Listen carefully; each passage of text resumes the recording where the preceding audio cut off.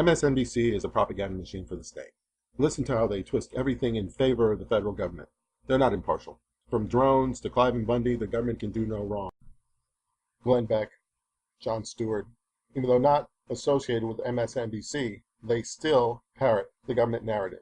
They won't mention the tortoises that were euthanized by the BLM. They won't mention the destruction of the water tanks. They won't mention the cattle that were killed. They won't mention the snipers or the machine guns or the attack dogs that they've used. They won't mention that this could have just been taken care of with a lien because this was a civil matter. They'll simply take the opposite side of whatever Fox News takes. It's biased reporting, but it's biased against us. Stop listening to these fools.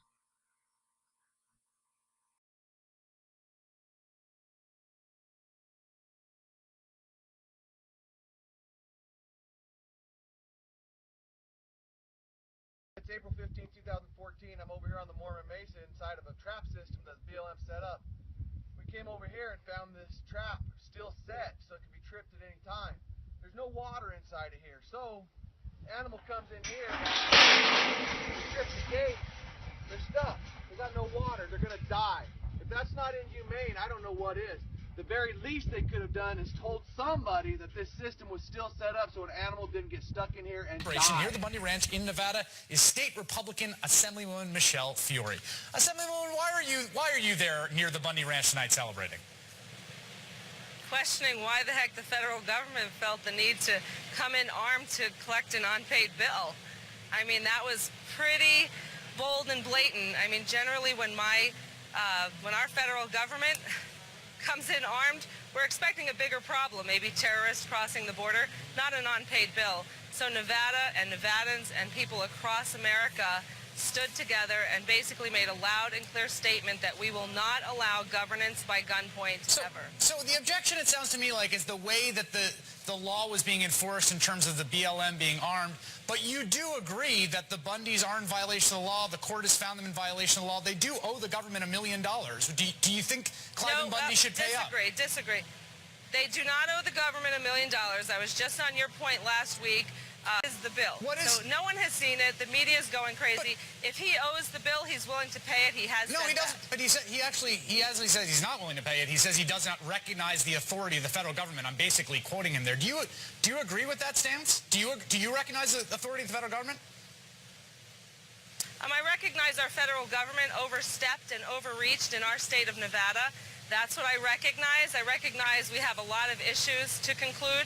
We also have the spotlight on Nevada right now, looking at the way BLM had zero stewardship in herding cattle, slaughtering cattle. That's what I'm recognizing. I'm recognizing what I've seen. This is my 6th day on the ground here in Bunkerville, and I'm recognizing that this was handled totally incompetent. I'm questioning the BLM, and I'm also going to request either a resignation or termination of the person that had ordered this to be done. But that's a distinct question. I mean, I understand your point. You think that the way that the law has been enforced, the BLM has been heavy-handed. That's a distinct question from lines of legal authority. I'm just asking you a simple yes or no question. Do you recognize the authority of the federal government? Oh, I recognize the authority that they believe that they have. I just question it. So you agree with Clive and Bundy, the federal government does not have authority over the land, does not have authority over the taxpayers of Nevada? No. Chris, don't put words in my mouth. I'm not saying I agree with Clive and Bundy. What I'm saying is the way this was handled is really suspicious. When in the heck do we send our federal government with arms to collect a bill? When do we do that? Right. Chris, I'm sorry. I think here's you're the out question, of your mind. right? The principle that people are watching here, I just want to give you a view from outside Bunkerville, right? The principle people are seeing is someone went to court. They fought in court. They lost and they lost and lost. We can agree on that. Well, first of all, whether you think the courts are right or not. Understand. Wait, let me explain something. No, the BLM in 1993, wait. Okay, they came up with these fees in 1993 to compensate damages, which they have not defined. Right. So, I understand you believe, Chris. right. Define the damages. Here's what we have seen. We've seen court judgments. Here's what We've seen the government try to. The federal government says, do as I say and not as I do. We've seen the government try to collect on. See the government try to collect on a fee. I understand you think it was heavy-handed, but then what we've seen is 1,000 people, many of them armed. If you owe the federal government money, Chris, do you want them coming to your house? pointing guns at your wife and children? Is that okay with you? No. Because it's definitely not okay with me. It's not okay with Americans across, is it okay with you? Across the United States. Is it okay with you if every rancher in the country stops paying their grazing fees? No, it's not okay. Well, that's but the issue, right? I mean, this man is in violation of the law. Here, you ready for this? You're great. Lean the cows. Lean the property. Don't come here with guns and expect the American people not to fire back. Okay, but let me ask you this, and I agree. I think we've actually found a point of agreement. I think you should lean the cows and the property, and I agree. A nonviolent resolution of this is great, but I would ask you this. Someone who finds himself in a situation in which a loved one is being deported, they have exhausted all of their legal remedies, and they decide to have 1,000 people show up at their house with guns to stare down members of DHS to extract that person for deportation. Would you be standing at the barricades with them as well? Are we talking about cows or illegal immigration, Chris? I'm talking about human beings. I'm talking about human beings, yeah. which seems to me even more important. Human beings, thank God, that did not get slaughtered, but cows did get slaughtered out here. What is going to happen to those cows later on? You know, so are you saying it's okay to cruelly slaughter them because they're going to be they're raised for beef? Is that what you're saying, Chris? No. Because I hope you retract those words, because that's pretty sad, Chris. No, don't put words in my mouth. What are you saying? I, of course, don't well, think that. What are you saying? Okay. On the 4th of July, in 1995, a county commissioner in Nye County, Nevada, which is here in southern Nevada, Nye County. A county commissioner in Nye County decided to celebrate Independence Day by declaring that Nye County, Nevada was independent of the United States of America. He got into a bulldozer and he drove that bulldozer over to some federally owned land in Nye County. It was part of a national forest, and he used the bulldozer to bust through that closed road in that national forest. He claimed that all federal land was under his control because the federal government had no authority in little Nye County, Nevada. NBC News in depth tonight. More on the fight over the role of the federal government. In the American West, it's an all-out brawl called the Sagebrush Rebellion. On one side, the federal government. On the other, some landowners and some local governments. And the battle is threatening to turn very ugly. Chenoweth is long gone. She left Congress in 2000 after confessing to an adulterous affair that she had, even though she had said President Bill Clinton should resign over his adulterous affair. Helen Chenoweth then sadly died in a car accident in 2006. But the politics that made her famous are either back now or they never went away in the first place. Only this time around, they don't just have a few random members of Congress that NBC has to go out to the Capitol and dig out of the far-right fringe of the Republican Party. This time, for those politics, they've got the primetime stars of a big cable news network called the Fox News Channel, which has been very busy for several days now, more than a week now, trying to turn this particular guy into a household name. This is what we, the people, are asking this morning. Disarm the Park Service.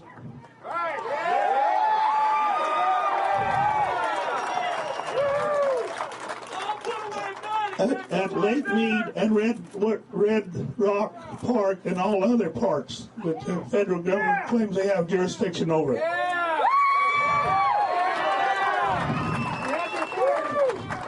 Take your county bulldozers and loaders and tear down the entrance places.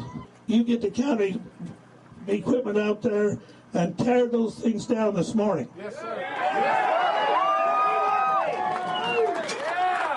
Do your job, Sheriff. Do your job. Do your job, Sheriff. Do your job, Sheriff. That's what you were elected for. You disarm those Park Service people. We want those arms delivered right here under these flags in 1 hour. And media? Yes, media document. Are you here, media? Yeah. I want you to go to every place that they got a federal Park Service station, and you watch those counting machines tear down those places today in the next hour. And if you report back to these people, we the people, in 1 hour, if they're not done, then we'll decide what we're going to do from this point on. Thank you.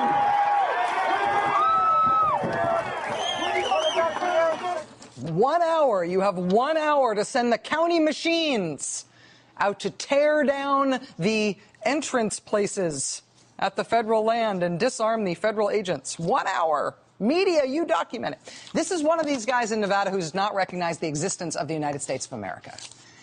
And these guys have been around for a long time, right? In 1995, one Nevada county official did go and bulldoze a federal road in a national forest in order to prove that the U.S. government didn't really exist in Nevada.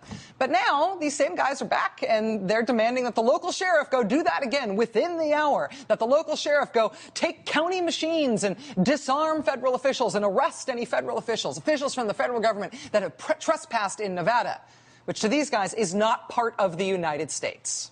And if you are flashing back to the mid-90s and looking at this stuff, it's not just because of the demanding the bulldozer, right? It's not just because of the bulldozer references. It may also be because when you heard that sheriff there being yelled at by that local rancher that he needed to go bulldoze federal properties, that he needed to go disarm federal agents, you see there's guys standing in front of them, standing in front of the stage there, facing away from them, right? Well, he's making these claims.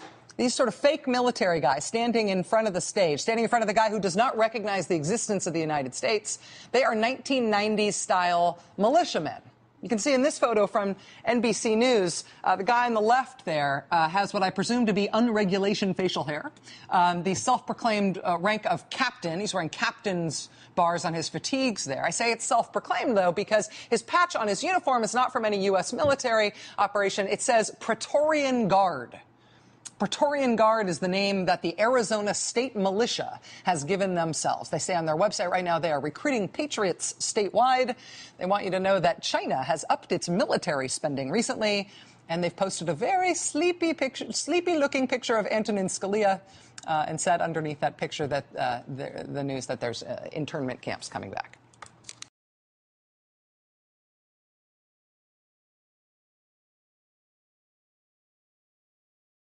While we were off, we missed some high drama. Apparently a fellow named Cleveland Bundy, not to be confused with his more sophisticated brother, Al, or his more athletic brother, King Kong. Now, old Cleveland Bundy had been grazing his cattle illegally on federal land in Nevada for about 20 years now, accruing about $1 million in grazing fees, penalties, and fines. Unfortunately, Mr. Bundy has also repeatedly ignored court orders to cease and desist vis-a-vis said grazing. So the Federal Bureau of Land Management came to take his cattle. It is your standard boy has cow, boy breaks law for 20 years, boy loses cow story. Or so we thought. Hundreds of armed militiamen rallying to support the Bundys, facing off with the feds at gunpoint. Jim Lordy came from Montana to join the protesters. He says he and other militia members are not afraid to shoot if necessary. We were actually strategizing to put all the women up at the front. If they're going to start shooting, it's going to be women that are going to be televised all across the world getting shot by these rogue federal officers.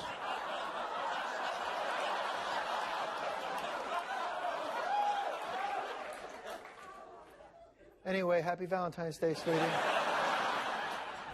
He seems nice. Apparently we got ourselves a standoff at Wounded Loin. Yes, the armed standoff over this man illegally grazing his cattle is the subject of tonight's news segment.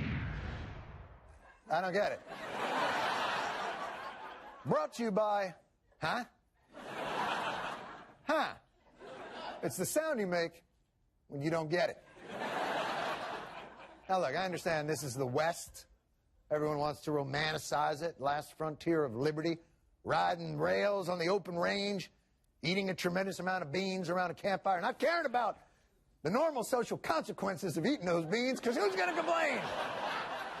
The coyotes, not if they know what's good for them. Pa-ting, pa-ting, pa-ting, pa-ting. That's the noise you'd make to scare them away. Pa-ting, pa-ting. How is this guy Bundy a hero? How is this guy Bundy a hero for ignoring federal law? And what is the justification? I abide by all of Nevada state laws, but I don't recognize the United States government as even existing.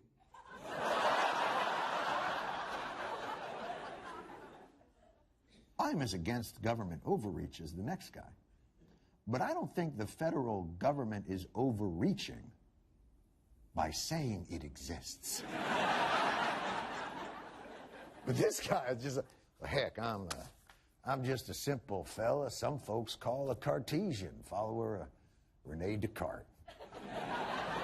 And without immediate sensory proof, how am I to take government existence as prima facie assumption? What if we're all just brains in a jar? I gotta pay you for grazing my imaginary brain jar cattle? I mean, who do you take me for, f***ing John Locke? Pa-ting, pa-ting, pa-ting, pa-ting. Right now, somewhere a junior philosophy major just in his pants.